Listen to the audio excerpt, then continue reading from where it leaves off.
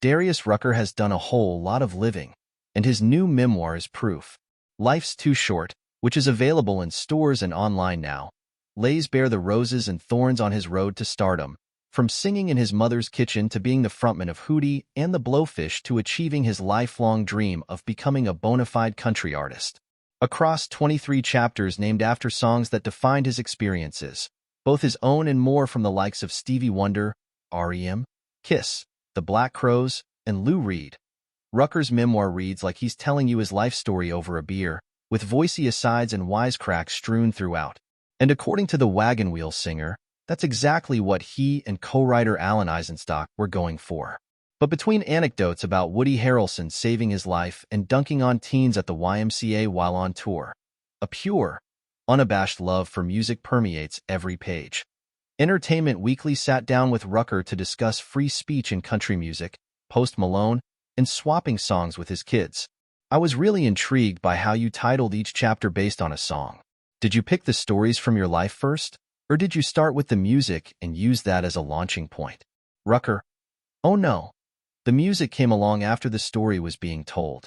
I really don't remember music not being something I thought about all day, every day since I was little.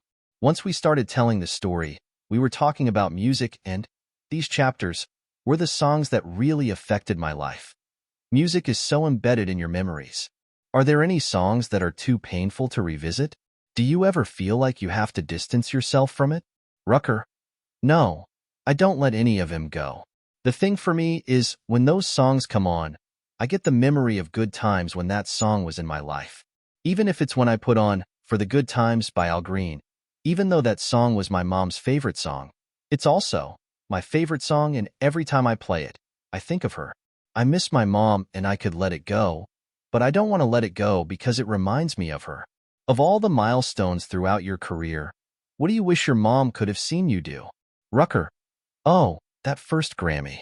When I got back to my room after that, I just really lost it because that was the moment when she would have been my date. Laughs.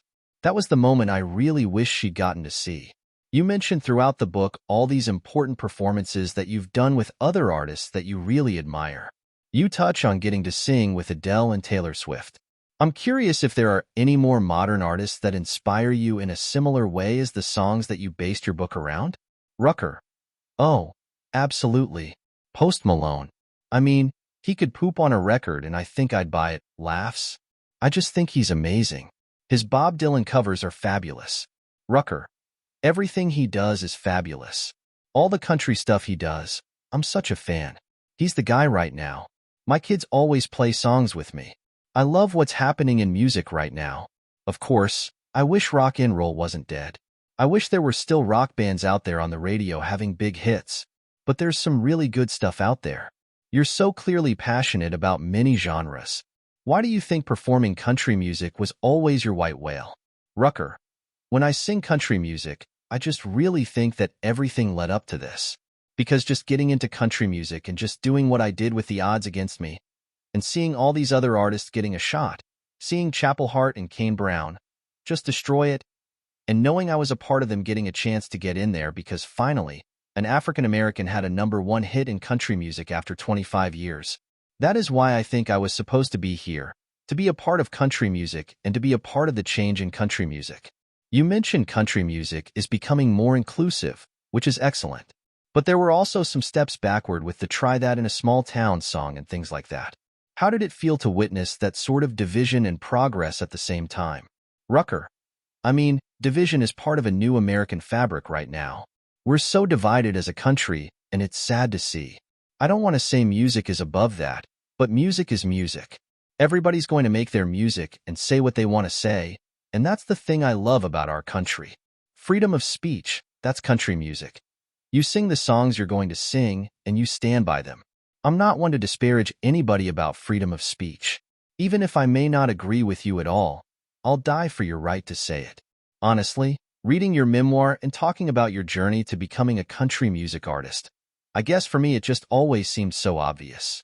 Maybe it's because I've always known you as a country artist, but when I listen to Hootie, it sounds like a country singer with a rock band. Rucker: There's something in the book that music producer Mike Duncan said, I never got that Hootie thing, but I always thought you were a country singer. And I've got to tell you, the big influence of that, especially for Hootie Records, was Radney Foster. I mean, Al Green was my guy growing up, and then Randy hit me in the face in the 80s with Foster and Lloyd, and I wanted to sing like that guy. That's why when you hear our records, it's a country singer singing with a rock and roll band. Rucker. I always said I'd write it when my kids were old enough to handle it. I've had a great relationship with my kids, and there's nothing that they probably don't know. Laughs. I always said if I wrote it, I was just going to tell the truth. And that's what we did.